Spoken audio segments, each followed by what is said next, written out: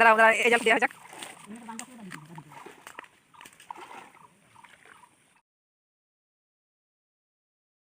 Hello everyone, good morning সবাইকে। গৌরব রূপা ব্লগে নতুন একটি ভিডিওর সঙ্গে তোমাদের অনেক স্বাগত, অনেক ভালোবাসা। তোমরা সবাই কেমন আছো? আশা করছি সবাই ভালো আছো, সুস্থ আছো, আর আমরাও ভালো আছি। এখন সকাল 7টা বাজে। আজকের ব্লগটা আমি এখন থেকে শুরু করছি। তোমরা পুরো ভিডিওটা প্রথম থেকে শেষ পর্যন্ত দেখতে থাকো, আশা করছি ভালো লাগবে। আজকে সকালবেলা স্নান করেছি। এত গরম বন্ধুরা, পুরো নাজেহাল অবস্থা, প্রচণ্ড গরম। তবুও তো কালকে সন্ধ্যাবেলা একটু বৃষ্টি হয়েছিল, তো যেটুকু বৃষ্টি হয়েছিল সেটুকুই ঠিক ছিলাম। তো আবার সেই একই অস্বস্তি শুরু হয়ে গেছে, প্রচণ্ড গরম। সকাল সকাল স্নান করে নিয়েছি, কাজকর্ম সব হয়ে গেছে। এখন কিছু খাবো, তারপর যাব রান্না করতে। স্নান আবারও হবে, এখনও দুবার হবে, দুপুরে একবার করব, সন্ধ্যাবেলা একবার করব। এই গরমে আর সহ্য করা যাচ্ছে না। তো চলো, অনেক বকবক করে ফেললাম, ভিডিওটা শুরু করি। তোমরা প্লিজ প্লিজ পুরো ভিডিওটা স্কিপ না করে কন্টিনিউ করো, তোমাদের সঙ্গে আবার পরে কথা হবে। তো চলো, টাটা। হালকা একটু টিফিন করে চলে এলাম বাগানে শাকসবজি তুলতে। দেখো বন্ধুরা, এই মিষ্টি ডাঁটাগুলো কতটা লম্বা হয়েছে। এরা আমার থেকেও বেশি লম্বা হয়েছে জানো, আর ভীষণ মোটা মোটা। একটা তুললেই যথেষ্ট। তবুও তো সার মাটি কিছুই দেওয়া হয়নি, শুধু গোবর সার। দেখেছো, আমার থেকেও 1 বিঘাতেরও বেশি লম্বা। এখন আমি চলে এসেছি কুমড়োর শাক কাটতে। কুমড়োর থেকে আমার কাছে কুমড়োর শাক বা কুমড়োর ফুলের বড়া ভাজা এটা খেতেই বেশি ভালো লাগে। তোমাদের দাদা ভাইয়ের কুমড়োর শাক ভীষণ পছন্দের, এমনকি আমরা বাড়ির সবাই ভীষণ ভালোবাসি। তার জন্য আজকে একটু বেশি কাটতে হবে, ঘন্ট হবে। তো আমাদের কুমড়ো গাছগুলো সবগুলো এক জায়গায় না, এখানে দুটো লাগানো আছে, তো পাশে দুটো লাগানো আছে, এরকম। তো আমি সব জায়গা থেকে কালেক্ট করছি। এদিকে আমার সবজি বাগানের পাশেও কিছু গাছ আছে, বেশ লম্বা লম্বা মোটা মোটা ডগা হয়েছে। ওই দিকটায় লাউ শাকও আছে, একদিন লাউ শাক রান্না করতে হবে। জানো তো বন্ধুরা, লাউ গাছে অনেক জালি এসেছিল, কিন্তু এই গরমের জন্য একটা জালিও দাঁড়াচ্ছে না। প্রচুর কচি পড়ছে, কিন্তু সব লাল হয়ে যাচ্ছে। এত রোদ গরমে হয় বলো, একটু বৃষ্টি হলে পরে অনেক লাউ হতো। এই দেখো, এই পাশটাও কুমড়ো গাছ আছে, এখান থেকেও দুটো ডগা আমি কেটে নিলাম। তো দেখো বন্ধুরা, কুমড়োর শাক কাটা আমার কমপ্লিট, অনেকগুলোই কেটেছি। দেখতে কি সুন্দর লাগছে না, পুরো সবুজে সবুজ আর টাটকা। শাকসবজিগুলো কেটে কুটে গুছিয়ে নিয়েছি, এখন যাব রান্না করতে। তো চলো বন্ধুরা, তোমাদের সঙ্গে শেয়ার করি কী কী রান্না হয়েছে আজ। এখানে রয়েছে কুমড়োর শাক ঘন্ট, এখানে আছে তেলাপিয়া মাছের সর্ষে বাটা, এখানে রয়েছে কুমড়োর ডাঁটা দিয়ে মুসুরির ডাল, কাঁঠালের আঁটি ভাজা, আর ভাত, আর রয়েছে একটা কুসুম। তো চলো খাওয়া দাওয়াটা করে নিই, তোমাদের সঙ্গে আবার পরে কথা হবে। বাড়ির গাছে কতগুলো আম ছিল, সেগুলোই আজকে পাড়া হলো। আর বাড়িতে আসার সময় তোমাদের দাদাভাই নিয়ে এসেছে লিচু। লিচু খেতে আমি ভীষণ ভালোবাসি, লিচু হলো আমার একটা পছন্দের ফল। তো তোমরা কে কে লিচু খেতে ভালোবাসো আমাকে কিন্তু অবশ্যই কমেন্টে জানিও। তো বন্ধুরা, সকালবেলা খাওয়া দাওয়া করার পর আমি আর তোমাদের দাদাভাই যাচ্ছি মাছ ধরতে। তোমাদেরকে তো বলাই হয়নি, আমার শ্বশুরমশাইয়ের বিশাল বড় একটা মাছের ভেড়ি আছে। তো আমরা সেখানেই যাচ্ছি মাছ ধরতে। আগে আগে যাচ্ছে তোমার দাদাভাই, আর পিছন পিছন যাচ্ছি আমি। তো চলো, তোমরা পুরো ভিডিওটা স্কিপ না করে কন্টিনিউ করো। এই দেখো বন্ধুরা, এই হলো সেই বিখ্যাত মাছের ভেড়ি। দেখেছো কত বড় মাছের ভেড়িটা, চারিদিকটা পুরো নোংরা হয়ে আছে। আর ও না ভীষণ সাপের ভয় পায়, তো আগে থেকে জল ছেটাচ্ছে। যদি জল ধরে সাপ টাপ থাকে তো চলে যাবে, তারপর ও নামবে। আমাদের বিয়ের সময় সব নোংরা ফেলা হয়েছে এই গর্তের মধ্যে, জলের বোতল থালা সব নোংরা এর মধ্যে ফেলা হয়েছে। তারপর তো আগের বছর পাট জাগ দেওয়া হয়েছিল, সেই কুচো কুচো ছোটো পাটকাঠিগুলো সাইড দিয়ে রয়ে গেছে, সেগুলোই ও এখন আগে থেকে পরিষ্কার করে নিচ্ছে। তারপর আমরা জাল টানবো। তো আজকের ভিডিওটা ভীষণ মজার হতে চলেছে, তোমরা ভিডিওটা স্কিপ না করে কন্টিনিউ করো। ইচ্ছা তো আছে জল ছেঁচে পুরো মাছ ধরবো সবাই মিলে। তো চলো দেখা যাক কতদূর কী হয়। পুকুরটা তোমরা যতটা ছোট ভাবছো ততটা কিন্তু ছোট না, বেশ অনেকটাই বড়, আর গভীরতাও বেশ ভালোই আছে। কিন্তু ব্যাপার হচ্ছে এখানে জল দিলে জল বেশি দিন থাকে না। পাশেই বাঁশঝাড়, আমাদেরই বাঁশঝাড়, তো জল দিলে না 2-4 দিনের মধ্যে জলটা টেনে নেয়।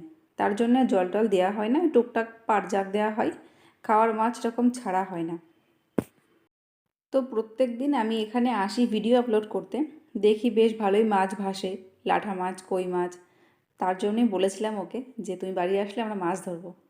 তো তোমরা দেখতে পাচ্ছ এখানে মাও চলে এসছে মশারি নিয়ে, এখনই মাছ ধরা শুরু হবে। মোটামুটি কিছুটা পরিষ্কার করেছে, সবটা তো পরিষ্কার করা সম্ভব না, যতটা পরিষ্কার মানে করার মতো করেছে টুকটাক।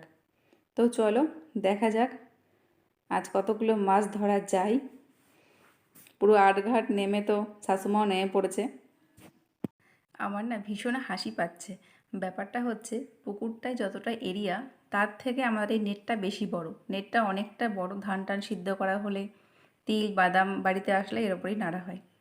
তো দেখো মা তো একেবারে কোমরে কাপড় গুজে লেগে পড়েছে। দেখা যাক কতগুলো মাছ এরা ধরতে পারে। আমি তো এখনও নামিনি, উপর থেকে মজাটা দেখছি। দেখা যাক কতগুলো মাছ হয়। লাঠা মাছ, কই মাছ, শোল মাছ, এই সমস্ত মাছ না এরকম জাল টানলে হয় না, পুরো জল ছেঁচে তারপর ধরতে হয়, ওগুলো কাদার মধ্যে থাকে। আমি বললাম যে আগে জলটাকে ছেঁচো, কিন্তু বলছে যে এত জল সেচে ফেলবো কোথায়, মাঝখানে একটা বাদ দিতে গেলে অনেকটা মাটি লাগবে, যতটা মনে হচ্ছে যে জল কম অতটাও না, ভালোই জল আছে, তো এত জল সেচে ফেলবো কোথায় সেটাই বলছে। তো বলছে আগে নেটটা টেনে দেখি কীরকম হয় না হয়। ওই দেখো বাবাও নেমে পড়েছে, তো এবার তাহলে মাছ হবেই। তো বন্ধুরা আজকের মতো মাছ ধরা আমাদের হয়েই গেছে। একটু পরে আমি তোমাদেরকে দেখাচ্ছি কি কি মাছ হয়েছে। বললাম যে আরেকটু চেষ্টা করো তাহলে আরও কিছু হবে, কিন্তু ওর একদম ধৈর্য নেই, বলছে আজকে যা হলো হলো, তো পরে আবার একদিন ধরা যাবে। তো চলো তোমাদেরকে দেখাই কি কি মাছ হয়েছে। এই যে এই হলো আমাদের জখের ধন। আজকে খালি এই মাছটাই হয়েছে, একটা বিশাল বড় লাঠা মাছ। আমি আগেই বলেছিলাম যে জল না সেচলে সব মাছ উঠবে না, জল সেচলে পরে অনেক মাছই উঠতো, অনেক মাছ ঢুকেছে এই বৃষ্টিতে। বাবা এদিকে বিকালবেলায় অনেকগুলোই কাঁঠাল কেটেছে, এগুলো পাকাতে দেওয়া হবে, পাকিয়ে বিক্রি করা হবে। তো দুঃখের বিষয় হচ্ছে এখন কাঁঠাল পাকা কেউই খায় না, সবাই ইঁচড়টাই খায়। তো এতগুলো আজকে কাটা হয়েছে, আরও প্রচুর রয়েছে গাছে। তো তারপর আমি চলে এলাম আমাদের বাগানে, অনেক বরবটি হয়েছে, আরও সবজি তোলার মতো রয়েছে, সেগুলোই তুলব। দেখেছো বন্ধুরা বরবটি তো মোটে শেষই হচ্ছে না, মনে হচ্ছে মা অন্নপূর্ণা বা মা লক্ষ্মী ভর করেছে। সিরিয়াসলি বলছি, বিশ্বাস করো বন্ধুরা, গাছে বরবটি শেষই হচ্ছে না। যতই ভাবছি গাছগুলো তুলে দিয়ে নতুন করে আবার লাগাবো, শেষই হচ্ছে না। দেখো প্রচুর জালি এসেছে, দেখেছো? এই দেখো ডাটা প্রায় শেষ মুহূর্তে, আর কয়েকদিন হবে, কিন্তু বরবটিটা শেষই হচ্ছে না। আগের দিন তো বীজগুলো তুলে নিয়েছি, কিন্তু যেগুলো সরু সরু বরবটি ছিল সেগুলো মোটা মোটা হয়ে গেছে, দেখেছো? আমার সঙ্গে সঙ্গে ও কটা তুলছে, আমাকে একটু সাহায্য করছে, দেখেছো কত ভালো বর। যাই হোক ওসব বাজে কথা ছাড়ো, কথা হচ্ছে কতগুলো বরবটি হয়েছে দেখো, একাটি হয়ে গেছে, এখনও প্রচুর রয়েছে। নতুন করে বেশ অনেকগুলোই শাকসবজির বীজ তোমাদের দাদাভাই আমাকে এনে দিয়েছে লাগানোর জন্য, কিন্তু এগুলো তো এখনও শেষই হয়নি, শেষ না হলে তুলতেও পারছি না। ফুল গাছে না অনেক ফুলও ফুটেছে, দেখেছো বন্ধুরা, অনেক গাঁদা ফুল ফুটেছে।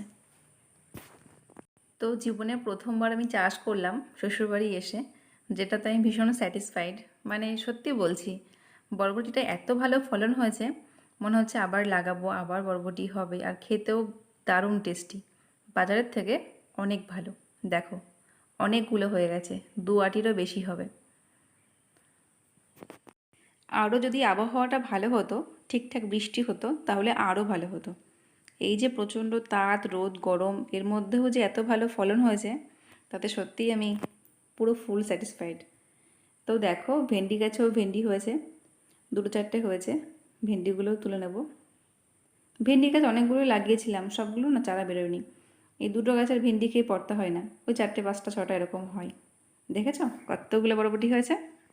বরবটিগুলো তোলা হয়ে গেলে তোমাদের দাদাভাই বললো চলো একটু মাঠ থেকে ঘুরে আসি, আমাদের বাড়ির পাশেই জমি। দেখেছো কি সুন্দর রামধনু উঠেছে, আর বিকালে পরিবেশটা কত সুন্দর, চারিদিকটা সবুজে সবুজ, খুব সুন্দর, দেখেছো? দারুণ লাগছে, দারুণ, খুব সুন্দর হাওয়াও দিচ্ছে, আর সব থেকে ভালো লাগছে রামধনুটা। এই দেখো এই হলো আমাদের পাটের জমি, পাটগুলো এখনও সেরকম বড় হয়নি। তারপর দেখো বন্ধুরা, এখানে কত সুন্দর কাশফুল ফুটেছে। এই দেখো, হাওয়া দিচ্ছে তো ফুলগুলো দুলছে, দেখতে কিন্তু অপূর্ব লাগছে বলো।